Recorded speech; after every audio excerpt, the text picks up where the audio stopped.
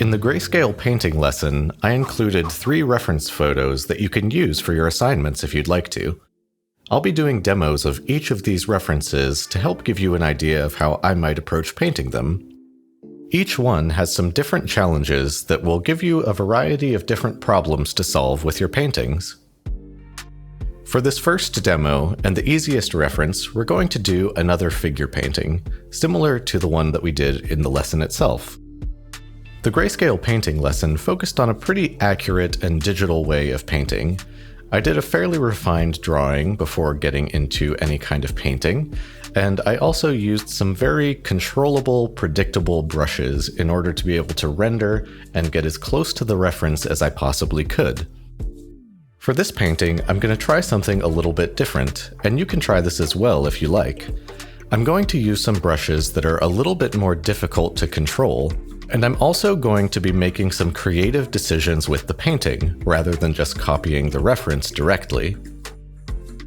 Although I will be following the reference fairly closely, you'll see as we move along that I make a few fairly big changes to the painting itself, allowing myself some freedom to make the piece I want to make rather than just copying the photo. It's extremely important, both for studies and for creating original work, that we don't become slaves to our reference.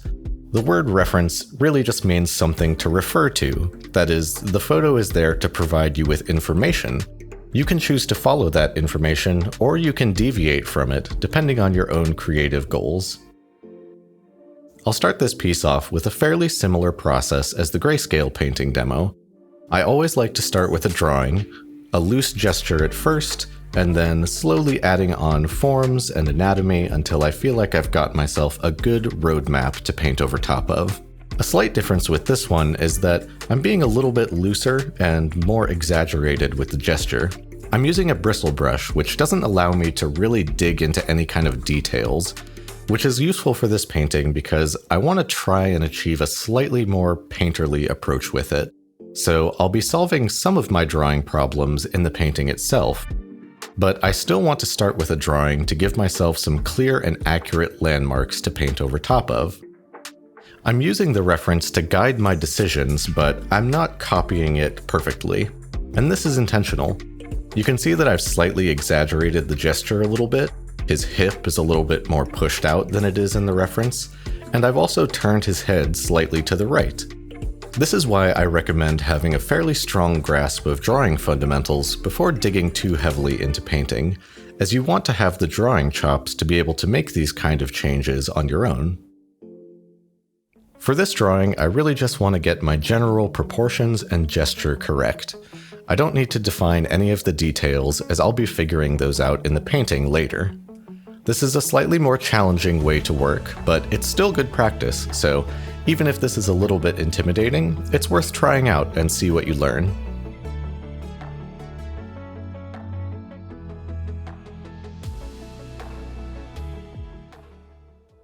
Once my drawing is complete, I'm going to start toning my canvas with the digital oil painting brushes that were included in the Greyscale lesson.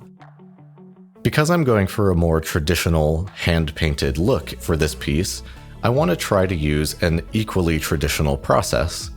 A lot of artists are very interested in getting a more painterly or traditional look to their digital artwork, and a big part of achieving that is using a painterly traditional kind of process.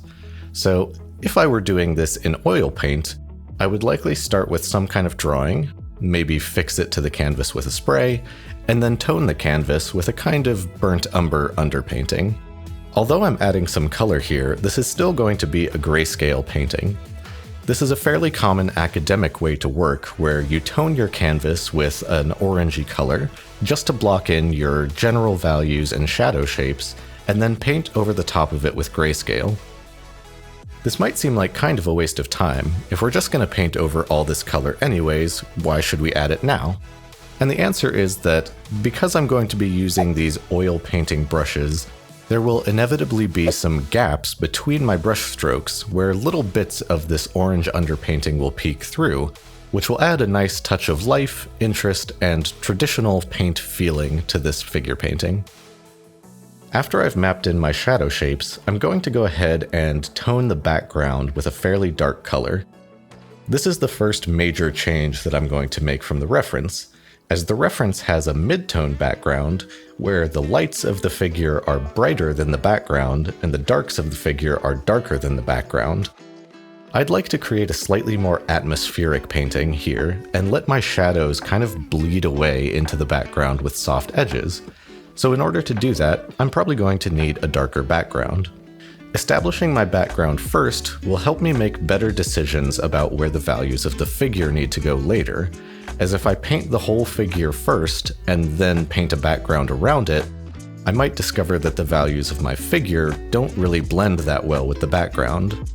So starting by painting my dark background gives me context for how light the lights of my figure should be, and how dark my shadows need to be to get that atmospheric feeling that I want. Once I've finished blocking in my background, I have good context that I can start adding values to the figure.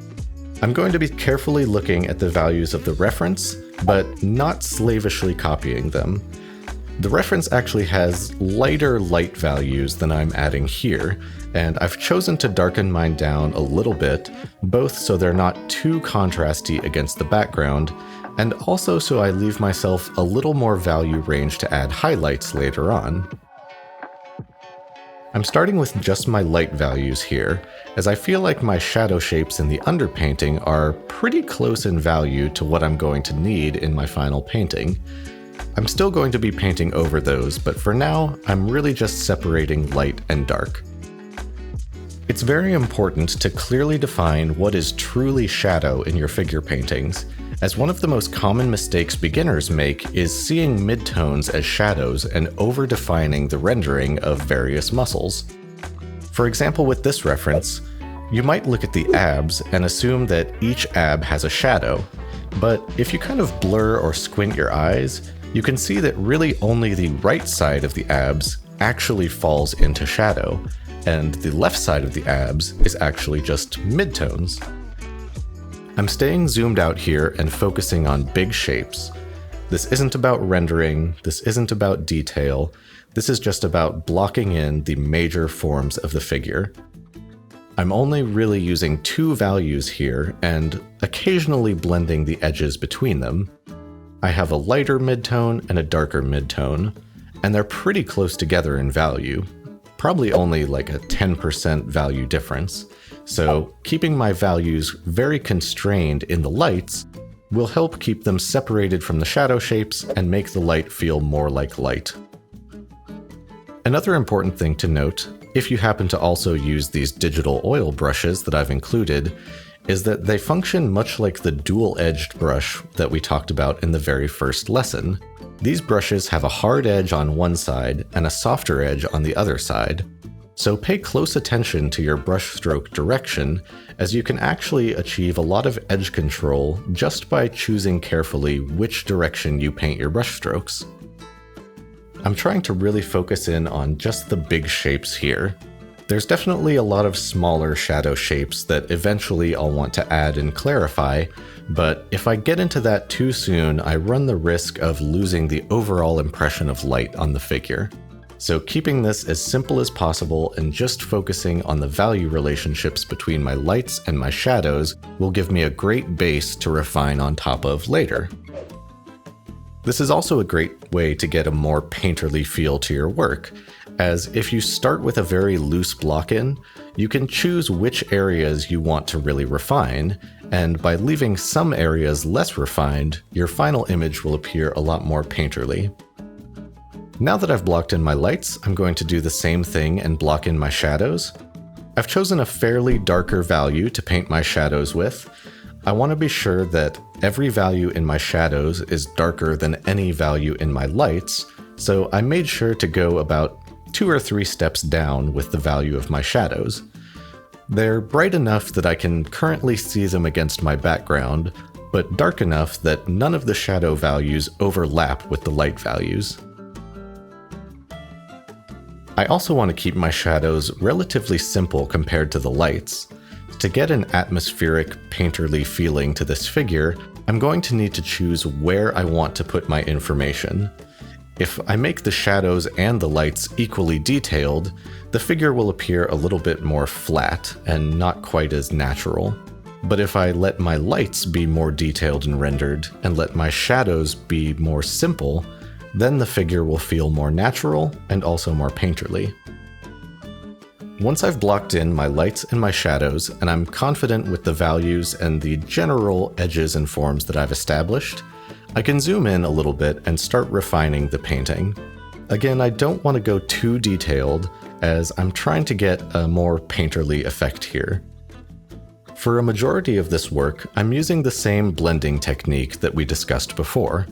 I'm painting in values with my brush tool, then holding Alt to switch to my eyedropper, selecting the tone I want to blend with, and then gradually painting until I get the proper edge. This is possible because the opacity of this brush is controlled by my pen pressure, so I can get a lot of control simply by how hard or how softly I press with the brush. You can see as I refine this face here that I'm trying to really stay true to this idea that my information lives in the lights. I've left the shadow side of his face very simple and soft edge, barely even describing the eyeball that's over in the shadow side of the face. Keep it simple, stupid. Great advice. Hurts my feelings every time. I want to keep this mentality through the entire painting so that I can get a nice impression of light. Also, as I'm rendering, it's very important that I don't start increasing the contrast in my two value zones, the lights and the shadows.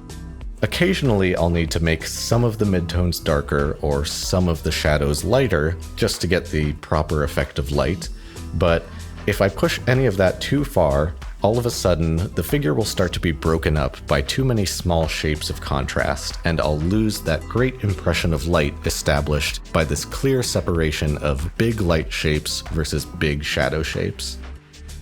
As I get into this rendering stage, the dual-edged nature of this brush also becomes extremely important. It's actually quite difficult to properly blend with this oil brush, as it's very unpredictable and has a fair amount of texture to it, but that's exactly what I want. If I'm trying to paint something that feels more traditional, it's actually easier to achieve with a brush that's somewhat unpredictable, as whenever you're painting with watercolors or oils, there's always going to be some element of randomness or chaos that you can't control.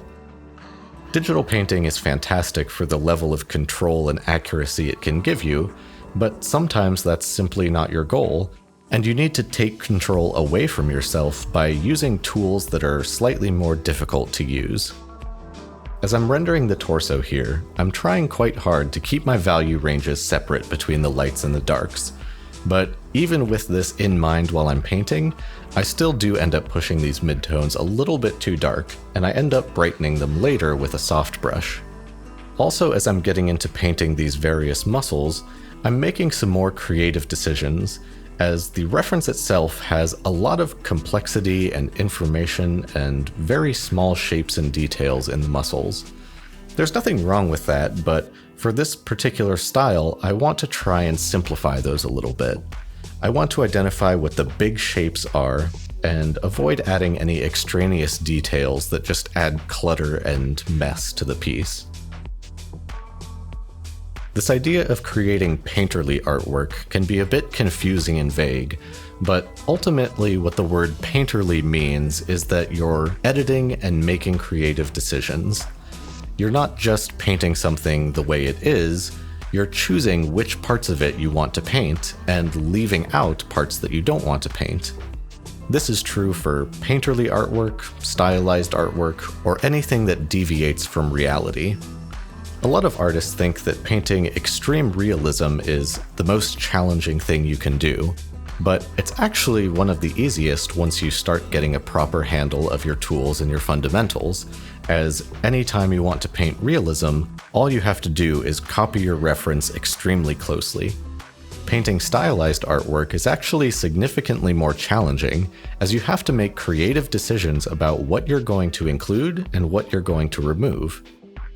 While this figure painting isn't necessarily stylized in a cartoony sort of way, I'm still stylizing a lot of the shapes and forms to try and get something that feels more appealing to me as an artist. I'm simplifying some of the forms to try and get a clearer read, and I'm removing details that seem unnecessary in order to get cleaner, more appealing looking shapes. This kind of thinking will become extremely important once you start making your own original artwork, as you won't have a reference to directly copy. So, although you'll have references that you're using for information, you'll still have to make these kinds of creative decisions and choose which parts of that information you want to use in your work. That's why doing studies like this on a regular basis is one of the most helpful things you can do for your artistic development. Not only does it help you develop your skills as you're practicing painting something with the help of a reference, but it also helps you develop your creative decision making. Exploring these different kinds of processes and styles with studies is a very safe and easy way to explore different techniques, different ways of working, try new brushes, or simply develop your fundamental skills. As I'm getting towards the bottom of the figure, I'm not refining the details as much. Since I want this figure to be more painterly, not only do I need to decide whether my information lives in the lights or the shadows, but also where on the figure is the highest level of information. Since the face and the torso are the more interesting parts of this figure, as is usually the case with figure painting, I'm trying to let the legs and feet be a little bit more simple. Now I'm going to go ahead and add in the spear handle, and even though I'm trying to get a slightly more traditional look to this piece, that doesn't mean I'm not allowed to use digital hacks. So in this case, I used the pen tool to create a nice clean selection for the handle of the spear. I put that on its own layer, masked it behind the hand, locked that transparency, and then I can simply paint the light on the spear very quickly. Now that I've got the overall figure pretty much where I want it, I can zoom out a little bit and just focus in on any final touches that I want to add. Cleaning up any edges, adjusting any forms that look strange, reducing contrast that have gotten out of hand, and I can make any large-scale adjustments to really tighten up this piece and bring it to finish. This was a fairly quick and loose demo, but if you'd like to try this process for your assignment, feel free to take as much time as you need and refine it to whatever level that you feel happy with. In the next two demos, I'll show you some more techniques for grayscale painting, and talk about some of the ways to approach the different challenges that those references provide. Thank you for watching, and I'll see you there.